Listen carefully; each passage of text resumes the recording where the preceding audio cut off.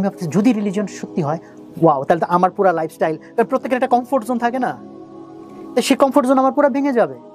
ফেরাউনদের যে টাইম, যারা পিরামিড বানিয়েছে 4500 বছর আগে, ক্যান ইউ বিলিভ দিস?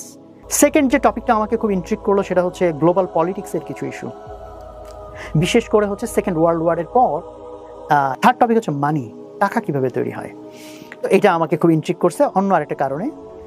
এটা আই বিকাম ভেরি ইন্টারেস্টেড যে হাউ মানি ইজ ক্রিয়েটেড।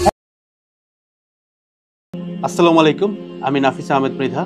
আজ থেকে 2 বছর আগে ইউটিউবে একটা কন্টেন্টের সামনে আমি আসছিলাম, সেটা হচ্ছে আমার এই খুব পছন্দের একজন ব্যক্তিত্ব, অন্যরকম গ্রুপের চেয়ারম্যান মাহমুদুল হাসান সোহাগ ভাইয়া একটা আলোচনায় বলতেছিলেন যে 3টা কারণে উনি একজন বিশ্বাসী হয়েছিলেন অবিশ্বাসী থেকে। 3টা কারণ কি কি ছিল, 3টা প্রশ্ন কি কি ছিল। একটা প্রশ্ন ছিল হচ্ছে ইনফ্লেশন নিয়ে, অর্থাৎ এই যে মনিটারি সিস্টেম অথবা আর্থিক যে ব্যবস্থাটা, এটা নিয়ে। দ্বিতীয় প্রশ্নটা ছিল পিরামিড নিয়ে, এবং তৃতীয় প্রশ্নটা ছিল ওয়ার্ল্ড পলিটিক্স নিয়ে। তো আজকের এই ভিডিওটাতে আমি এই 3টা প্রশ্ন নিয়ে আলোচনা করব, এবং আপনারা যারা ওই ভিডিওটা দেখে আসছেন আপনারা জানেন যে সোহাগ ভাই কিন্তু ডিসকাশনটা ওপেন এন্ডেড রাখছিলেন, অর্থাৎ উনি 3টা প্রশ্নের কোনোটার উত্তর দেন নাই, উনি আমাদেরকে এক্সপ্লোর করার সুযোগ দিচ্ছেন। আমি প্রায় দীর্ঘ 2 বছরের অধিক সময় ধরে বলতে পারেন যে এটাকে নিয়ে আমি এক্সপ্লোর করছি, রিসার্চ করছি, কারণ এটা করতে আমি বাধ্য, এটা আমার নিজের ধর্মেরই বিষয়। আজকের এই ভিডিওটাতে আমি 3টারই ব্যাখ্যা দেওয়ার চেষ্টা করব আমার গ্লোব থেকে। প্রথমে যদি কথাবার্তা বলি ইনফ্লেশন নিয়ে, ইনফ্লেশন বা মুদ্রাস্ফীতি, ওনার প্রশ্নটা এরকম ছিল যে ধরেন আপনি আজ থেকে 5 বছর আগে ব্যাংকে 1 লক্ষ টাকা রাখলেন, যেটার ভ্যালু আজকে এসে 95,000 টাকা হয়ে গেল। প্রশ্নটা এইটা যে যদি ইনফ্লেশন হয়, সবাই তো টাকা হারাইছে, তাহলে আপনি 1 লাখ ছিল, এখন 95,000 হচ্ছে, 5,000 টাকা আপনি হারাইছেন। যদি সবাই হারায় তাহলে কারো না কারো গেইন করার কথা না? মানে লাইক ধরেন সবাই তার টাকাটা কমে গেল, তাহলে কারো না কারো টাকা তো বাড়ছে, টাকা তো আকাশে উবে যাওয়ার কথা না, রাইট? সো এইখানে তিনি বলছিলেন যে এটার সাথে বিশ্বাসের একটা ব্যাপার আছে। আমি আপনাকে একটু সহজভাবে জিনিসটা ভাঙ্গাই দিই যে ইনফ্লেশনটা আসলে কিভাবে কাজ করে। প্রথমে একটা প্রশ্ন নিজেকে আপনি আগে করেন যে আপনার কাছে যদি আজকে 1 লক্ষ টাকা থাকে এবং এটা যদি আপনি ব্যাংকে জমাইতে চান, এক ভার্সেস আপনি 1 লক্ষ টাকাকে গোল্ডে কনভার্ট করলেন, অ্যান্ড দেন গোল্ডটা যদি আপনি ব্যাংকে জমাইতে চান, খেয়াল করলে দেখবেন 1 লক্ষ টাকার উপরে ব্যাংক আপনাকে বেশ ভালো একটা ইন্টারেস্ট দিবে। কিন্তু যদি আপনি গোল্ড রাখেন, আপনাকে ব্যাংক কোনো ইন্টারেস্ট দিবে না, বরং একটা সিকিউরিটি চার্জ কেটে নিবে। আপনি এটার উত্তরটা কমেন্টে দেওয়ার চেষ্টা করবেন, ঘটনাটা আসলে কি ঘটতেছে, মানে কেন 1 লক্ষ টাকা আর 1 লক্ষ টাকার গোল্ড জিনিসটা তো একই, মানে মূল্যটা তো তখন একই, কেন টাকার উপরে ইন্টারেস্ট দিচ্ছে? অর্থাৎ ব্যাংক এটাও চাইতে পারতো যে টাকার উপরে ইন্টারেস্ট তো দূরের কথা, আমি তোমাকে 10 বছর তোমার টাকা আমি সেভ করে রাখবো, সো আমি সিকিউরিটি একটা ফি নিব। কেন এই সিকিউরিটি ফিটা সে টাকার ক্ষেত্রে নিচ্ছে না, বরং টাকা আরো বাড়ায় দিচ্ছে, whereas গোল্ডের ক্ষেত্রে সে সিকিউরিটি ফি নিচ্ছে এবং গোল্ড সে বাড়াচ্ছে না? সহজ একটা উত্তর দিয়ে দিই, আপনি কমেন্টে আপনার উত্তরটা দিতে পারেন, আমি আপনাকে একদম জাস্টিফাইড একটা অ্যান্সার দিই। দেখেন, ব্যাংক আসলে চাই না যে আপনি গোল্ডে কনভার্ট হন, অর্থাৎ আপনি গোল্ড সেভ করেন, কারণ আপনি যদি 2020 সাল থেকে 2025 সালের গ্রাফ দেখেন, টাকার ভ্যালু অর্ধেক হয়েছে, বাট গোল্ডের দাম ডাবল হয়েছে। শুধুমাত্র এটাই না যে গোল্ডের দাম ডাবল হয়েছে, তাহলে কি সমস্যাটা কি? আরো বড় সমস্যা আছে। আপনি যদি গোল্ড কারেন্সিতে মুভ করেন, আপনার গোল্ডের দাম বাংলাদেশে যা পাবেন, মানে গোল্ড দিয়ে আপনি বাংলাদেশে যা কিনতে পারবেন, ইউএসএ ইউকে যেখানে যান একই জিনিসই কিনতে পারবেন। অর্থাৎ আমরা সবাই যদি গোল্ড কারেন্সিতে, অর্থাৎ আমাদের নবী রাসূল সাল্লাল্লাহু আলাইহি সাল্লামদের আমলে যে কারেন্সিটা ছিল ওটা যদি ফলো করতে থাকি, তাহলে আমাদের নিজস্ব সম্পত্তি, নিজস্ব অর্থ, নিজের কষ্ট করা কামানোর টাকা, এটার উপরে কারো কন্ট্রোল থাকতো না। কিন্তু আপনি যদি সেই জিনিসটা টাকাতে করেন, আপনার টাকা কিন্তু কন্ট্রোলেবল। অর্থাৎ 1971 সালে আমেরিকার একজন প্রেসিডেন্ট নিক্সন একটা ল ক্রিয়েট করেন। তো আমি এটা এখনই ব্যাখ্যা করতেছি, খুব বেশি জটিল করবো না, আপনাদের জন্য সহজ করে দিচ্ছি। আপনি এটাকে আরো রিসার্চ করবেন, আমি এটা বিশ্বাস করি, কারণ আপনি যদি হেদায়েত চান, আল্লাহ আপনার কাছে হেদায়েত নিয়ে আসবেন। তো প্রথম দিকে যেটা ঘটনাটা ছিল, আমেরিকাতে একটা প্রাইভেট ব্যাংক ছিল যেটার নাম ছিল ফেডারেল রিজার্ভ ব্যাংক। ব্যাংকটা কার দ্বারা কন্ট্রোলড, এটা এই ভিডিও শেষে আপনি একা একাই উত্তরটা পেয়ে যাবেন। এটা একটা প্রাইভেট ব্যাংক, তবে এখন এই মুহূর্তে সারা বিশ্বের ব্যাংক হচ্ছে এই ফেডারেল রিজার্ভ ব্যাংক, অর্থাৎ ইউএস ডলার ছাপানো থেকে শুরু করে সবকিছুর এখতিয়ার অধিকার এই ব্যাংকটার আছে। অর্থাৎ আমাদের দেশে বাংলাদেশ ব্যাংক একটা সরকারি ব্যাংক, সে টাকা ছাপাচ্ছে, ঠিক আছে, কিন্তু সারা বিশ্বের টাকা যেটাকে আমরা ডলার বলি সেটা যে ছাপাচ্ছে সেটা কিভাবে একটা প্রাইভেট ব্যাংক হয়, অর্থাৎ একটা ব্যক্তিগত সম্পত্তি হয়? জিনিসটা ভাবার মতো জিনিস না? অ্যাকচুয়ালি 1971 সালের আগে পুরো পৃথিবীতে যে সিস্টেম ছিল সেটা হচ্ছে আপনার কাছে যতটুকু গোল্ড কারেন্সি আছে তার এগেনস্টে আপনি টাকা নিতে পারেন, তার এগেনস্টে আপনি ইউএস ডলার নিতে পারেন, এরকম ব্যাপারটা ছিল। অর্থাৎ আপনার নিজের সম্পত্তি আপনার নিজেরই ছিল, কারণ জিনিসটা গোল্ডের এগেনস্টে। ধরেন আপনার কাছে 100 কেজি গোল্ড আছে, এখন 100 কেজি গোল্ড ট্রাভেল করে নিয়ে যাওয়া যথেষ্ট জটিল। সেই 100 কেজি গোল্ডের এগেনস্টে আপনি একটা রিসিপ্ট নিতে পারতেন, যে রিসিপ্টে লেখা থাকতো যে এই রিসিপ্টের বাহক হচ্ছে 100 কেজি গোল্ডের মালিক, এবং আপনি রিসিপ্টটা যেখানে নিয়ে যান আপনি সেটার ভ্যালু উঠায় আনতে পারতেন। সেটা একটা বেশ কনভিনিয়েন্ট ওয়ে ছিল, যে ঠিক আছে এত ওয়েট জিনিসটা নেওয়া সম্ভব না, আমরা রিসিপ্টে কাজ করি। 1971-এ আমেরিকার একজন প্রেসিডেন্ট নিক্সন ডিসাইড করলেন যে আপনার কতটুকু গোল্ড আছে এটা এখন আর আমরা কাউন্টে আনবো না, এখন থেকে এই গোল্ড কারেন্সি সম্পূর্ণ উঠে যাবে, আমরা চিন্তা করব আপনার কতটুকু ইউএস ডলার আছে, সেইটার উপরে আপনি আপনার দেশীয় লোকাল টাকা ছাপাইতে পারবেন। আমার মনে হয় একটু জটিল হয়ে গেছে, আমি আপনার একটু ব্যাখ্যা করি। মনে করেন আপনার যদি মনে হয় বাংলাদেশ আজকে অফুরন্ত টাকা ছাপাইতে পারবে, ব্যাপারটা আসলে এরকম না। আপনি খেয়াল করবেন আমাদের একদম নিউজের একটা হেডলাইন থাকে যে আমাদের ফরেন রিজার্ভের অবস্থা আজকে এরকম, অর্থাৎ ফরেন রিজার্ভের বাংলা কি? ফরেন রিজার্ভ হচ্ছে একটা দেশের কি পরিমাণ ইউএস ডলার এই মুহূর্তে আছে। অর্থাৎ বাংলাদেশ যদি আজকে চায় 1000 কোটি টাকা ছাপাইতে, তাহলে তাকে এতটুকু মেকশোর করতে হবে যেন বাংলাদেশ ব্যাংকের কাছে ওই 1000 কোটি টাকার অনুরূপ বা সমপরিমাণ ডলার থাকে, ঠিক আছে? এটাই হচ্ছে ডলার স্ট্যান্ডার্ড যেটা নিক্সন দিয়ে গেছেন। বাট আগে এটা কি ছিল? আগে এটা এরকম ছিল যে আপনার কাছে যে পরিমাণ গোল্ড আছে সেইটার ভ্যালু অনুযায়ী আপনি টাকা ছাপাইতে পারবেন, ডলার ছাপাইতে পারবেন। এবং এখানে প্রবলেম যেটা হয়েছে, কেন আমাদের উপর কন্ট্রোল করতে তারা পারতেছিল না এবং কেন নিক্সন এই কাজটা করলো, এটার রিজন হচ্ছে গোল্ডের দাম সবখানেই এক। তো ধরেন আপনার কাছেও গোল্ড আছে, আমেরিকার কাছেও গোল্ড আছে, তো দুইটা ব্যক্তি দুইখানে সমান পরিমাণ ধনী হবে। যদি এই কাজটা করা যায় তাহলে তো আমেরিকা আমাদের উপরে সুপার পাওয়ার টানতে পারবে না।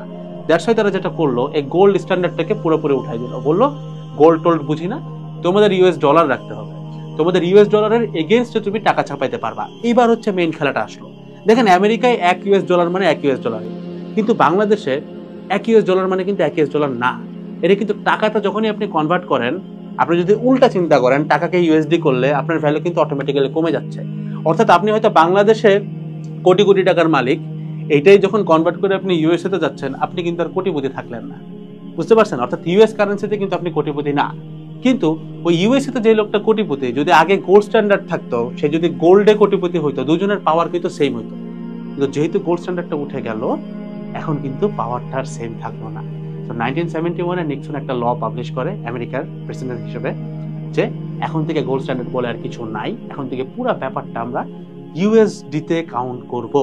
এবং ইউএসডিতে কাউন্ট করলে ওই একই লাভ, কারণ গোল্ডের দাম আপনি 19-20 করতে পারবেন না, করলে পুরো পৃথিবীরটাই করতে হবে। কিন্তু আপনি একটা স্পেসিফিক, ধরেন আপনার ভালো লাগতেছে না রাশিয়াকে, আপনি রাশিয়ার টাকার ভ্যালুটা কমায় দেন, সো অটোমেটিক্যালি দেশটা গরিব হয়ে যাচ্ছে। এই ক্ষমতাটা এস্টাবলিশ করার জন্য আমেরিকা এই কাজটা করে, এবং এই কাজটা করার পরেই এই ইভেন্টটাকে বলা হয় নিক্সন শক। নিক্সন শক মানে কি? এটা একটা শক, মানে জিনিসটা কি, এই ঘটনাটা ঘটানোর পরে ওই যে প্রাইভেট ব্যাংকটার কথা বলছিলাম শুরুর দিকে, ফেডারেল রিজার্ভ ব্যাংক, এই ব্যাংকের সম্পূর্ণ পাওয়ার, সম্পূর্ণ অথরিটি চলে আসে ইচ্ছা মতো টাকা প্রিন্ট করা। কারণ এখন আর গোল্ড রিজার্ভ বলে কোনো কিছু নাই, তারা ইচ্ছা করলেই 1 ট্রিলিয়ন 100 ট্রিলিয়ন ডলার ছাপাইতে পারে এবং যে কোনো একটা দেশের একটা নাগরিককে সম্পূর্ণ গরিব করে দিতে পারে। এখন একটা জিনিস আসতে পারে যে আমেরিকা তাহলে সুপার পাওয়ার হইলো কেমনে? এইটার উত্তর আপনি ওয়ার্ল্ড পলিটিক্স পার্টে পাবেন। আমি একটু পরেই আসবো, এটা আমি 3 নম্বরে উত্তরটা দিব, এরপরে আমরা চলে যাবো পিরামিডে। তো এখন একটা ব্যাখ্যা আপনি নর্মালি বুঝে রাখেন, সেটা হচ্ছে এই যে ভাইয়ার যেটা প্রশ্ন ছিল, সোহাগ ভাইয়ার, যে আপনার 1 লক্ষ টাকা 5 বছর পরে যদি 95,000 হয়ে যায় তাহলে 5,000 টাকা কে পাইলো? আমি বিশেষ করে এখন আপনি উত্তরটা জানেন, কে পাইলো? সিস্টেম পাইলো। কে পাইলো? আমেরিকান গভর্নমেন্ট পাইলো। আর 3 নম্বর প্রশ্নের উত্তরের পরে আপনি আমেরিকান গভর্নমেন্টও বলবেন না, আপনি অ্যাকচুয়ালি জেনে যাবেন যে কারা অ্যাকচুয়ালি পাইতেছে, ঠিক আছে? এখন আসেন আমরা সেকেন্ড প্রশ্নের উত্তরে চলে যাই, যে পিরামিড বা পিরামিড কিভাবে আবিষ্কার হলো ওই টাইমে, বা পিরামিড মানুষ বানাইলো কিভাবে, যেই টেকনোলজিটা আমরা এখন পর্যন্ত অ্যাভেল করতে পারিনি। আমি নিজে বুয়েটের সিভিল ইঞ্জিনিয়ারিং এর ফাইনাল ইয়ারে আছি। বিশ্বাস করেন, পিরামিড কিভাবে বানাইতে হয় এটা আপনি বুয়েটকে বাদ দিতে পারেন, বিশ্বের কোনো ভার্সিটির এখনো সক্ষমতা হয় নাই যে ওই লেভেলের পাথরগুলো, মানে ভাইয়া যেটা বলছেন যে এক একটা পাথর আপনার প্রায় মানে ওইটা মানে যত টন, ওই টনটাকে ক্যারি করতে গেলে এখন প্রায় 14 থেকে 15টা ট্রাক লাগবে, বড় ট্রাক যেগুলো 2 টনের, ঠিক আছে। এত বড় বড় একটা পাথরকে প্রায় 22 তলা হাইটে উঠানো হয়েছিল, এবং সেটাকে যেভাবে বসানো হয়েছে ওইটা লিটারালি মানে একদম এক্স্যাক্টলি পারপেন্ডিকুলার, মানে যেই লেভেলের প্রিসিশন করতে আমাদের এখন লেজার টেকনোলজির দরকার পড়ে। তো এইটার সাথে আসলে ইসলামের যোগসূত্রটা কোথায়? আপনাকে যদি আমি কয়েকটা প্রশ্ন করে আপনি এটার উত্তর পেয়ে যাবেন। দেখেন, আপনি জানেন যে আমরা এই মুহূর্তে বীজগণিত থেকে শুরু করে মেডিকেল অজস্র টার্ম, মানে mathematics, medical and even physics তো একটা ম্যাথমেটিক্সের এক্সটেন্ডেড ভার্সন। এই সব জায়গাতে যদি আপনি একটু লক্ষ্য রাখেন, আপনি একটা জিনিস খেয়াল করলে বুঝবেন, এগুলোর এই বিভিন্ন লয়ের ইনভেন্টর মেজরিটি কিন্তু মুসলিম ছিলেন। বাট এই সিস্টেমটা তাদের নিজস্ব সুবিধার্থে এই মুসলিম ইনভেন্টরদের নামটাকে বিকৃত করে বিভিন্ন নামে তৈরি করা হয়েছে। বেশি বলার সুযোগ নেই, আমি বিশ্বাস করি আপনি ঘাটলেই এগুলোর প্রত্যেকটার উত্তর আপনি বের করতে পারবেন। অনলাইনে অ্যাভেলেবেল আছে, জাস্ট আপনার সামনে আসে না, কারণ এটা লুকায় রাখা হয়, ঠিক আছে। আপনাকে জাস্ট একটু সার্চ করে বের করতে হবে। আপনি জানেনই যে এই নামটাকে বিকৃত করে এই নামটা করা হয়েছে, অর্থাৎ এই মেজরিটি ইনভেনশন কিন্তু আমাদের মুসলমানদের হাত ধরেই আসছে। এবং এটা একটা পয়েন্ট, বাট এটা এক্স্যাক্টলি পুরো জিনিসটাকে ডিসক্রাইব করতেছে না যে পিরামিডে কি হয়েছিল। সোহাগ ভাই নিজে ভিডিওটাতে বলে দিয়েছিলেন যে আমাদের টেকনোলজি একটা পর্যায়ে একদম সর্বোচ্চ চূড়াটা রিচ করছে, অর্থাৎ ওই যে পিরামিডের আমলটা, অর্থাৎ মুসা আলাইহিসসালামের যুগটা অথবা ফেরাউনদের যে যুগটা, ওই যুগের টেকনোলজি এতটা বেশি পাওয়ারফুল ছিল যেটা আমরা এখন পর্যন্ত ইভেন আমাদের এআই নিয়েও ওই পর্যন্ত পৌঁছাইতে পারি নাই। এটার আমি আপনাকে আরো সলিড আরেকটা ব্যাখ্যা দিই, শুনেন। লাইক ফেসবুক আপনার ফিড কন্ট্রোল করতে পারে কত সাল থেকে? আমরা তো এআই এর নাম শুনতেছি প্রবাবলি 20 সালের পরে, 20 সালের বেশ পরে। ফেসবুক কিন্তু মোটামুটি 10 সালের আগের থেকেই আপনার নিউজ ফিডটাকে কন্ট্রোল করতে পারে। বাংলায় হিসাব করে বলি, জিনিসটা মনে করেন আপনি মেসেঞ্জারে আপনার বন্ধুকে বলছেন যে আমার একটা টি শার্ট লাগবে, ফেসবুক অটোমেটিক্যালি আপনার ফিডটা ভরে দিচ্ছে টি শার্ট দিয়ে, just T shirt and T shirt. তার মানে ফেসবুক কন্ট্রোল করতে পারতো। এখন এআই আসার পরে আপনি বুঝতে পারতেছেন যে হ্যাঁ, কন্ট্রোল করা তো সহজ, কিন্তু এই খবরটা আপনি এতদিন জানেন নাই কেন? ঘটনাটা কি এমন না যে এআইটা অনেক আগে থেকেই ছিল, জাস্ট আমরা জানতাম না?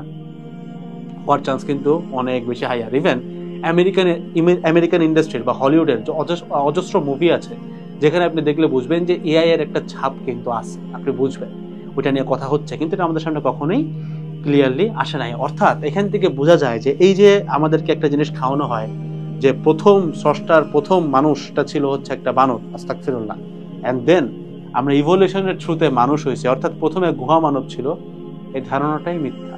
এই জিনিসটা করা হয়েছে যেন আপনি তারা যেটা খাওয়াচ্ছে সেটা আপনি খাইতে পারেন। কারণ আপনি যদি এই জিনিসটা জানতেন, যে আপনি যদি এই জিনিসটা বিলিভ করতেন যে না, প্রথম যে সৃষ্টি ছিলেন সেটা হচ্ছে আমাদের নবী হযরত আদম আলাইহিস সালাম, এবং তিনি কোনো গুহার মানুষ ছিলেন না, তিনি সভ্য মানুষ ছিলেন এবং তিনি একজন নবী ছিলেন। সো ওই হিস্ট্রিটা যদি আপনি খাওয়া শুরু করেন, তাহলে কিন্তু আপনার কাছে ওই টেকনোলজির ইনভেনশন এখন যেভাবে করে দেখানো হচ্ছে যে আমরা সভ্যতার চূড়ায়, এটা কিন্তু খাওয়ানো সম্ভব না। অর্থাৎ এখান থেকে আপনি একটা মেসেজই পাবেন, বারবার পাবেন, সেটা হচ্ছে এইটা যে সভ্যতা তার চূড়ায় বেশ কয়েকবার গেছে, এইটা জাস্ট আপনাকে ঢেকে দেওয়া হচ্ছে যেন আপনারা মানে আমরা অ্যাজ আ মুসলিম কখনো নিজেদেরকে ওই জায়গাটাতে ফিল করতে না পারি। আমরা যেন সবসময় নিজেদেরকে মূর্খ, অশিক্ষিত, মৌলবাদী মনে করি। এই জিনিসটা করার জন্যই জাস্ট এই আমাদেরকে এই ব্রেন ওয়াশিংটা দেওয়া হয় যে না, আগে আমরা বানর ছিলাম, কারণ আমরা তো আগে বলতেছি যে না আমাদের নবী ছিলেন, হাউ ডেয়ার ইউ সে, এইভাবে বলা, আস্তাগফিরুল্লাহ। বাট তারা এইভাবে করেই নিছে যেন আপনি কখনই ওই হিস্ট্রিটার ভিতরে না যেতে পারেন। এবার আসি, উনি আরো একটা ব্যাপার বলছিলেন এখানে, আই গেস পিরামিডটা একদম ক্লিয়ার যে কেন আমরা এখনো পিরামিড নামাইতে পারি না, কারণ আমাদের কাছে এখনো ওই পরিমাণ টেকনোলজি নাই। এবং আপনি যদি চিন্তা করে থাকেন যে মানুষ খালি হাত দিয়ে পাথর উঠাইছে, না ভাই, খালি হাত দিয়ে পাথর উঠাইলেও এটা কখনো ওই লেভেলের প্রিসিশনে যাওয়া যায় না।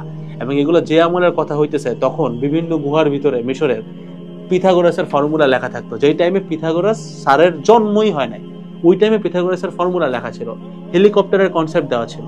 জিনিসটা বুঝতে পারতেছেন, যেগুলা সেইটারও কয়েকশো বছর পরে আবিষ্কার হয়েছে, সেগুলো অলরেডি গুহায় আঁকা ছিল, যেগুলো কার্বন আইসোটোপ দিয়ে বাইর করা হয়েছে, যে ওইগুলোর বয়স কত এবং দেখা গেছে প্রত্যেকটার বয়স আমরা এদের ইনভেন্টর হিসেবে যাকে চিনি তার থেকে 500-600 বছর আগে, অর্থাৎ এগুলো আগেই ছিল, ইটস নাথিং নিউ। ঠিক আছে, তাছাড়া আপনি আরো এরকম অনেক গল্প পাবেন, যেমন লাইক মাউন্ট এভারেস্টের একদম চূড়ায় কিছু ম্যাটেরিয়াল পাওয়া যায় যেটা একদম সমুদ্রের অতলে পাওয়া যায়।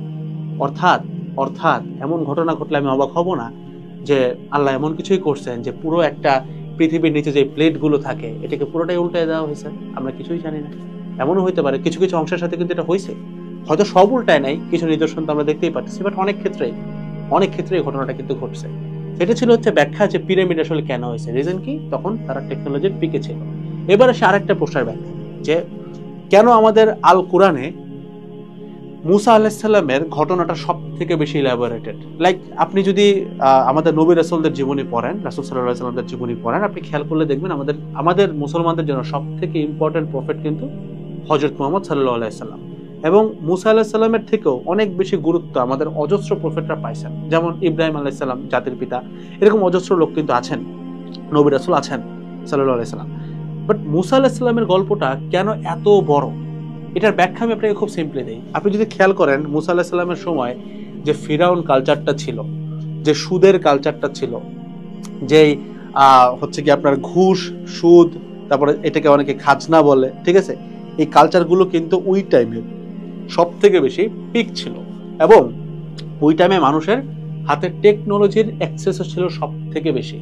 তো আল্লাহ বারবার আমাদেরকে এই জিনিসটা রিকল করাইছেন এখানে যে এই যে সুদ, এই যে কারেন্সিটাকে নষ্ট করতেছে, এটা যেন আমরা না করি। দ্যাটস ওয়াই ওই পার্টটা সব থেকে বেশি, কারণ ফেরাউন বলতে কিন্তু আমরা একজনকে বুঝি, বাট ফেরাউন কিন্তু আসলে একজন না, ফেরাউন কিন্তু একটা গোত্রের নাম, মানে গোত্র বলতে মিশরের রাজাদেরকে ফেরাউন বলা হতো, ঠিক আছে, এটা কিন্তু অনেকজন।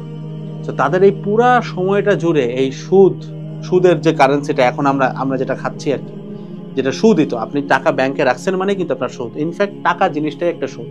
এই পুরা জিনিসটার উত্থান পতন তখনই এই মডেলগুলো ছিল, ওই মডেলটার দিকে আমাদেরকে বারবার ফোকাস করা হয়েছে। ঘটনা কিন্তু এরকম না যে 1971 থেকেই সুদ শুরু হয়ে গেল, না, সুদ কিন্তু হাজার হাজার বছর ধরেই আছে, বাট এটা আমরা জানতাম না, মাঝখান দিয়ে আবার একজন আসছে। মেইন কথা হচ্ছে এটা আমাদেরকে এতটুকু সেন্স দেয় যে আমরা ইতিহাসে যেটা পড়তেছি সেটা এক্স্যাক্টলি এক না, কথাটা একই না। ইনফ্যাক্ট আপনি যত প্রকারের মতবাদ পড়ে আসছেন যেটা এটার বিরোধিতা করে, ঘটনা কিন্তু এক্স্যাক্টলি ওরকমই না যে এইটাই হয়েছে এরকম না। অনেকবার সভ্যতা তার পিকে গেছে, কখনো সেটা লাইক আল্লাহ মিশাই দিয়েছেন, কখনো সেটা হারায় গেছে, দেন আবার জিরো থেকে আসছে। সো গুহা মানবের কনসেপ্টটা এটা কমপ্লিটলি একটা ভ্রান্ত ধারণা, অ্যান্ড এটার কোনো ভিত্তি আসলে ইসলামের প্রেক্ষিতে নাই। সো এটার সাথে ইসলামের কানেকশনটা এক্স্যাক্টলি এখানে। এবং কেন আল্লাহ বারবার বলছেন যে তোমরা সুদ থেকে বিরত থাকো, মানে সুদ নিছো মানে আল্লাহ এবং তার রাসূল সাল্লাল্লাহু আলাইহি সাল্লামের সাথে তুমি যুদ্ধ ঘোষণা করছো। সোহাগ ভাই ভিডিওটাতে খুব ক্লিয়ারলি বলছেন যে ধরেন যে আমি আপনাকে লেকচার দিচ্ছি 23 ঘন্টা ধরে, তো 23 ঘন্টা শুরুতে আমি একবার বলছি যে তোমরা সুদ নিও না, পুরো লেকচার শেষ করে আবারও রিপিট করতেছি তোমরা কিন্তু সুদ নিও না, সুদ নিলে কিন্তু আমার সাথে এবং রাসূল সাল্লাল্লাহু আলাইহি সাল্লামের এগেইনস্টে তুমি যুদ্ধ করতেছো। এই কথাটা বলার কারণ কি, তার মানে সুদকে উনি এতটা বেশি ইম্পর্টেন্স দিচ্ছেন যে এটা কুরআনের লাস্ট আয়াত, যদিও সেটা উনি মাঝখানে অনেকবার বলছেন। অর্থাৎ আমি যদি দুইটা প্রশ্নকে একসাথে একটা সুতায় আনতে চাই, আপনি এটুকু বুঝবেন যে সুদটা টাকা থেকে আসলো, এবং এই পুরো সুদটাই আমাদের এই পুরো হিস্ট্রিটাকে চেঞ্জ করতেছে, আমাদের পুরো লাইফস্টাইলকে চেঞ্জ করতেছে, আমাদের পুরো বিলিফকে চেঞ্জ করতেছে। টাকা থেকে কেমন সুদ আসলো আপনি একটা নর্মালি চিন্তা করেন, ইউএস ডলার ছাপানোর এখতিয়ার শুধুমাত্র পৃথিবীতে একটা ব্যাংকের আছে, যেটার নাম হচ্ছে ফেডারেল রিজার্ভ ব্যাংক। তো ফেডারেল রিজার্ভ ব্যাংক ধরেন আপনাকে $10 দিল, $10 দিয়ে বললো পরের বছর তুমি আমাকে $11 দিবা। এখন একটু নর্মালি চিন্তা করেন, আপনি তো ডলার ছাপাইতে পারেন না, ইনফ্যাক্ট আপনি যে ডলারটা ইনকাম করতেছেন সেটাও ফেডারেল রিজার্ভ ব্যাংকই দিছে। তাহলে যে জিনিসটা আপনি তৈরি করতে পারেন না সেটা আপনাকে 10টা দিলে আপনি কিভাবে তাকে 11টা দিবেন? তার মানে কি, আপনি ওই $1 লোন নিচ্ছেন, $1 সুদে লোন নিচ্ছেন, তার মানে এই টাকার উৎপত্তিটাই হইলো কোথাতে? সুদে। বুঝতে পারছেন? সো এইখানে হচ্ছে এই দুইটার কানেকশন, ঠিক আছে। এবার আসেন আমরা 3 নম্বরে চলে যাই, যে লাস্ট পয়েন্ট যেখান থেকে আমরা উত্তরটা পাবো যে মানে কিভাবে এই 3টা ঘটনা একসাথে রিলেটেড, সেটা হচ্ছে ওয়ার্ল্ড পলিটিক্সকে সোহাগ ভাই একটা প্লট টানছিলেন যে আমাদের এখানে অনেকগুলা যুদ্ধে যখন বাঙালিরা পরাজিত হয়, যখন ব্রিটিশদের আরো 500 বছর শাসন করার কথা, হুট করে আউট অফ নো হোয়ার 1947-এ ব্রিটিশরা এরিয়া ছেড়ে চলে গেল, এবং কোন একটা অদ্ভুত কারণে হুট করে তখন আমেরিকা পুরা পৃথিবীর রাজা হয়ে গেল। তো উনি একটা প্রশ্ন করছিলেন যে ধরেন গ্রামে একটা মোড়ল আছে, নতুন একটা মোড়ল আসছে, তো এই দুইজন মোড়ল তো কখনো বন্ধু হইতে পারে না, দুইজন শত্রু হওয়ার কথা। তাহলে আমেরিকার ব্রিটিশ বন্ধু কিভাবে, এবং এখন পর্যন্ত তারা কিভাবে বন্ধু? এইটার ভিতরে মানে আপনি যদি এই প্রশ্নটার উত্তর বের করতে পারেন, আপনি পুরা ঘটনাটার উত্তর পেয়ে যাবেন। অর্থাৎ এটার উত্তর জানার পরে আপনি আপনার পক্ষে অবিশ্বাসে থাকা সম্ভব না। আমি উত্তরটাতে চলে যাচ্ছি। আমি পুরা একদম এক্স্যাক্টলি নাম ধরে বলার সুযোগ নাই, আমি এভাবে করে বলবো না। ওইটুকু বের করার দায়িত্ব আমি আপনাদের উপর ছেড়ে দিচ্ছি। আপনি আল্লাহর কাছে হেদায়েত চাইলে আপনি পাবেন। তবে আমি আপনাকে ইনাফ হিন্টস দিয়ে দিব, যে হিন্টস গুলো আপনি ইউজ করলে ঠিক এই পর্যন্ত পৌঁছাতে পারবেন, কারণ আমি নিজে পৌঁছেছি। 1700 শতাব্দী এবং 1800 শতাব্দীর মাঝখান বা শুরুর দিকটাতেই, মানে এরকম একটা অ্যাপারেন্ট টাইমে একটা বংশের উদ্ভব হয়, মানে একটা বংশ খুব বড়লোক হয়ে ওঠে, যেটার নাম হচ্ছে রথচাইল্ড। এই রথচাইল্ড বংশটায় 5টা সন্তান ছিল, মানে বাবার 5টা সন্তান ছিল, এবং তাদের এত বেশি প্রভাব প্রতিপত্তি ছিল যে তারা পুরা ওয়ার্ল্ড ইকোনমিটাকে কন্ট্রোল করার এখতিয়ার রাখত। তার যে 5টা সন্তান, এই 5টা সন্তানকে সে বিভিন্ন মহাদেশে প্রেরণ করে, এবং তাদের কাজটাই থাকে ওই রথচাইল্ডের মোরালিটিটাকে স্প্রেড করা। আচ্ছা, তাদের মোরালিটিটা ছিল কি? আসলে আমি একটু ব্যাখ্যা করে দিই, খুব ইজি ব্যাপার। সেটা হচ্ছে এই যে মুসলিমের যে বিলিফটা, মানে আমাদের যে কোর বিলিফটা, সেটার কমপ্লিট এগেইনস্টে তাদের মোরালিটিটা সেট করা ছিল। লাইক ধরেন মিউজিক, সুদ, ফিয়াট কারেন্সি, লোন দেওয়ার কনসেপ্টটা, মানে ওটার সাথে সুদের কনসেপ্ট মেলানো থেকে শুরু করে, মানে টোটাল সিস্টেমটাকে ডিসরাপ্ট করার জন্য যতগুলা এলিমেন্ট দরকার, ইনফ্যাক্ট ইভেন ইলুমিনাতি পর্যন্ত, অর্থাৎ যেটাকে আমরা স্যাটানিজম বা শয়তানের পূজা বলি, সেই কনসেপ্টটা পর্যন্ত তারা বিভিন্ন জায়গায় ছড়ায় দেয়। এবং এই তাদের এজেন্ডাটাই ছিল যেন কখনোই পৃথিবীতে মুসলমানদের সংখ্যার আধিক্য না ঘটতে পারে। তারা যেন ধীরে ধীরে হয় কনভার্ট হয়ে যায়, অথবা তারা যেন নাস্তিক হয়ে যায়, অথবা তারা যেন সেকুলার কিংবা অ্যাগনস্টিক হয়ে যায়। এবং এই ঘটনাটাকে আরো বেশি প্রবল করার জন্য তারা অনেকগুলো কনসেপ্টের উত্থান ঘটালো, যেমন ধরেন এলজিবিটিকিউ, যেমন ধরেন ফেমিনিজম, এরকম আরো হাজার হাজার কনসেপ্ট আছে যেগুলো তারা এইটার ভিতরে দিয়ে দিছে, রেসিজম থেকে শুরু করে, যেন আমরা এগুলা নিয়ে ফাইট করতে থাকি। এন্ড মাঝখান দিয়ে তারা আস্তে আস্তে করে কনভার্সনের কাজ চালাবে। যদি আপনি রথচাইল্ড নিয়ে জাস্ট একটু পড়াশোনা করতে পারেন ডিপে, আপনি বুঝে যাবেন ঘটনাটা আসলে কোথায় ঘটছে। একটু সামনের দিকে আমি আরেকটু কানেক্ট করে দিই আপনাকে। এই রথচাইল্ড, আপনি একটু জিনিসটা বুঝেন, যখন পুরো পৃথিবীর মুসলমানরা জানা শুরু করতেছে যে আমাদের মেইন শত্রুটা রথচাইল্ড, তখন কিন্তু তার অ্যাটাক হওয়ার চান্স অনেক বেশি। অর্থাৎ আমরা কিন্তু ইসলামের স্বার্থে অবশ্যই চিন্তা করবো যে তার এগেইনস্টে আমরা কি করতে পারি। দ্যাটস ওয়াই যে সিস্টেমটা এটাকে রান করতেছে, তাদের মাথায় অবশ্যই এটা আসার কথা যে এই রথচাইল্ডকে আমাকে হাইড করতে হবে, অর্থাৎ পুরো বিশ্বর কাছে জিনিসটাকে ঘোলাটে বানাইতে হবে। অর্থাৎ কেউ যেন বুঝতেই না পারে যে কে আসলে এই জিনিসটার উত্থান করলো, কে আসলে অ্যান্টি ইসলামিক কাজকর্মগুলোকে প্রমোট করতেছে। এটার কারণে তারা যেটা করলো, জাস্ট কিছু না, 100 বছরের মাথায় এই রথচাইল্ডের ক্ষমতাটা তারা আস্তে আস্তে কমানো শুরু করলো, এবং বিভিন্ন আরো ডিফারেন্ট নামের বিভিন্ন এরকম বংশীয় মর্যাদা সম্পন্ন, বংশীয় পাওয়ারফুল লোকজন কিংবা বিভিন্ন দেশের গভর্নমেন্ট, এদেরকে এখানে বসানো শুরু করলো। অর্থাৎ তারা জাস্ট ওই অ্যাটাকটাকে কনফিউজিং বানানোর ট্রাই করলো, যে তুমি কাকে অ্যাটাক করবে, এখন তো সবাই এরকম হয়ে গেছে, কয়জনকে অ্যাটাক করবা, ঠিক আছে। এই কাজটা করার মাধ্যমে তারা এই জিনিসটাকে এমন ভাবে বানায় ফেললো যে আপনার এখন দেখলে মনে হবে যে আচ্ছা, হু ইজ মাই এনিমি, আপনি জানেনও না, হয়তো আপনার পাশের লোকটাই আপনার এনিমি, বাট আপনি জানেন না। দাজ্জালকে আপনি জানেন না, হয়তো আপনার সাথেই আছে, জাস্ট আপনি জানেন না। সো এই যে ঘটনাটা, এটা আমি একটা প্রতীকী স্বরূপ ইউজ করতেছি, যে রথচাইল্ড দেন হাইড করে ফেলা। সো এই যে ব্রিটিশ, এই যে আমেরিকা, এই যে ইন্ডিয়া, যত কিছু দেখেন, এগুলো হচ্ছে জাস্ট কিচ্ছু না, পাপেট। অর্থাৎ টোটাল সিস্টেমটা দুইটা ভাগে বিভক্ত, একটা ভাগ মুসলিম, আরেকটা ভাগ আপনি গবেষণা করে বাইর করবেন, এটা আপনার দায়িত্ব। এই দুইটা ভাগের মধ্যে মুসলিমের রিপ্রেজেন্টেটিভ এই মুহূর্তে এরকম খুব একটা পাওয়ারফুল নাই, তবে হ্যাঁ আলহামদুলিল্লাহ অনেক আলেম আছেন। তবে এই যে সিস্টেমের যে আরেকটা রিপ্রেজেন্টেটিভ, যেটা আমি বললাম, মানে একটা তো মুসলিম আর একটা হচ্ছে সিস্টেম, এই সিস্টেমের রিপ্রেজেন্টেটিভ গুলো এখন অতিরিক্ত পাওয়ারফুল। এবং এই ঘটনা খুব সম্ভবত, এরা অনেক আলেমরাই বলেন যে এটা খুব সম্ভবত ইমাম মাহাদির জামানা পর্যন্ত এরকমই থাকার চান্স আছে। আস্তে আস্তে জিনিসটা চেঞ্জ হবে, বাট পুরাটা চেঞ্জ হবে ইমাম মাহাদির আবির্ভাবে, তার আগ পর্যন্ত এমনই থাকবে। এই যে মুসলিম, তারা তো গেলই, তারা তো আছেই। আরেকটা যে পার্ট, সিস্টেমের পার্ট, এরা নিজেদেরকে লুকায় রাখার জন্য, নিজেরা যেন কখনোই আমাদের সামনে না আসে, যেন তাদেরকে কেউ অ্যাটাক না করে, তাদের এগেনস্টে কেউ যায়, তারা অনেক সময় এক একটা পাপেট ইউজ করে। কখনো তারা ব্রিটিশকে ক্ষমতা দেয়, কখনো তারা আমেরিকাকে ক্ষমতা দেয়, কখনো তারা রাশিয়াকে ক্ষমতা দেয়। এই কারণে আপনি খেয়াল করলে দেখবেন যে আমরা কিন্তু সবসময় কনফিউজড। আমরা মনে করতেছি যে আচ্ছা ঠিক আছে, হুট করে আমেরিকা আসলো, সেকেন্ড ওয়ার্ল্ড ওয়ারে তারা যুদ্ধে ওয়েপন বিক্রি করে অনেক বড়লোক হয়ে গেল। বাট শুধুমাত্র বড়লোক হলেই তো ক্ষমতা পাওয়ার কথা না। এবং ব্রিটিশ যখন দেখতেছে আমার সামনে দিয়ে আমেরিকা এত বড় হয়ে যেতেছে, তখন তো একটা যুদ্ধ লাগার কথা। যুদ্ধটা কেন লাগলো না? যুদ্ধটা না লাগার একটাই কারণ, সেটা হচ্ছে তারা প্রত্যেকে উপরে আরেকটা জায়গায় কন্ট্রোল, যেটাকে আমরা সিস্টেম বলি, এবং তারা চাইলেও এই সিস্টেমের এগেনস্টে যাবে না। এবং এই সিস্টেমটা মেকশোর করে যেন প্রতি 50 থেকে 100 বছর পর পর এই মেইন ক্ষমতাটা চেঞ্জ হতে থাকে।